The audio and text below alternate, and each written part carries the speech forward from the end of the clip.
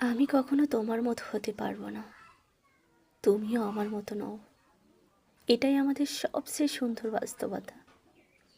দুজনের ভাবনা, রুচি, অভ্যাস আলাদা, তবুও আমরা চাই কেউ যেন আমাদের ঠিক আমাদের মতো করেই বুঝে নেয়। ভালোবাসা মানে কাউকে বদলে ফেলা নয়, ভালোবাসা মানে তাকে তার মতো করে থাকতে দেওয়া। যে সম্পর্ক বোঝাপড়ার ওপর দাঁড়িয়ে থাকে সেই সম্পর্কই টিকে যায় দীর্ঘদিন।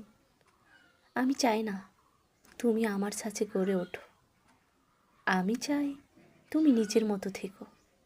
কারণ তোমার সেই নিজস্বতাতেই লুকিয়ে আছে তোমার সবচেয়ে সুন্দর রূপ।